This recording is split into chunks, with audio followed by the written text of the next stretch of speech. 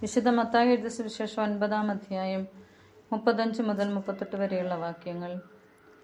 യേശു അവരുടെ സിനഗോഗുകളിൽ പഠിപ്പിച്ചും രാജ്യത്തിന്റെ സുവിശേഷം പ്രസംഗിച്ചും എല്ലാ രോഗങ്ങളും വ്യാധികളും സുഖപ്പെടുത്തിയും എല്ലാ നഗരങ്ങളിലും ഗ്രാമങ്ങളിലും ചുറ്റി സഞ്ചരിച്ചു.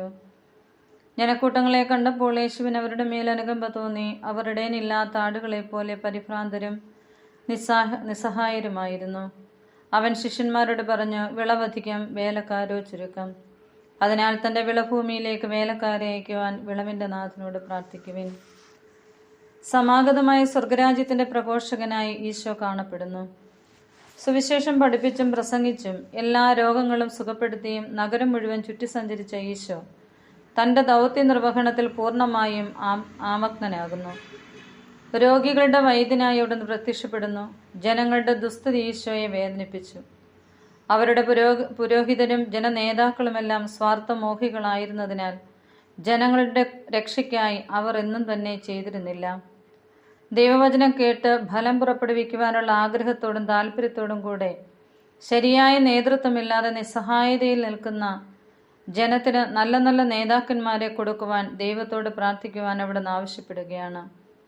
ദൈവവചനത്തിന്റെ വിത്തുകൾ നല്ല നിലത്ത് വീഴത്തക്ക വിധം വിളഭൂമി ഒരുക്കപ്പെടാനും വിത്തുകൾ വിതയ്ക്കപ്പെടുവാനും വിതയ്ക്കപ്പെടുന്ന വിത്തുകൾ നന്നായി പൊട്ടിമുളച്ച് വളർന്ന് 100 മേനി ഫലം പുറപ്പെടുവിക്കത്തക്ക വിധത്തിൽ ആവശ്യമായ ശുശ്രൂഷകൾ ചെയ്യാനും വേലക്കാർ വേണം. വേലക്കാരുടെ ലക്ഷണങ്ങൾ: 1. വിളഭൂമിയെക്കുറിച്ചും വിത്തുകളെക്കുറിച്ചും ഫലങ്ങളെക്കുറിച്ചും തീഷ്ണതയും തീർച്ചയുമുള്ളവർ ആയിരിക്കണം. ജനഹൃദയങ്ങളെക്കുറിച്ച്, അതിൽ വിതയ്ക്കപ്പെടുന്ന വചനങ്ങളെക്കുറിച്ച്, നന്മയുടെ, കൃപയുടെ, പരിശുദ്ധാത്മാവിന്റെ നിറയ്ക്കപ്പെടലിനെക്കുറിച്ച് അറിഞ്ഞ് നേതൃത്വം കൊടുക്കുവാൻ പ്രാപ്തർ. 2. ദൈവരാജ്യത്തിന്റെ സ്ഥാപനത്തിലും ദൈവത്തിന്റെ ഇഷ്ടം ഭൂമിയിൽ നിർവഹിക്കുന്നതിലും ജാഗരൂകർ.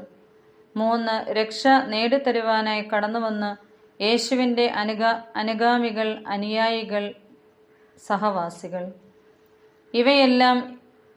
ഇവയ്ക്കപ്പുറവുമായും സമർപ്പണം ചെയ്യുവാനുള്ള തയ്യാറെടുപ്പോടെ കടന്നു വന്നിരിക്കുന്ന നാം എല്ലാവരും തങ്ങൾ എന്തായി തീരണമോ അതായിത്തീരുവാനുള്ള പ്രാർത്ഥനയിലും ആയിത്തീർന്നതിലുള്ള സംതൃപ്തിയിലും ജീവിപ്പാൻ ആഴമായി ആഗ്രഹിക്കാം, പ്രാർത്ഥിക്കാം. ദൈവം നമ്മളെ അനുഗ്രഹിക്കട്ടെ.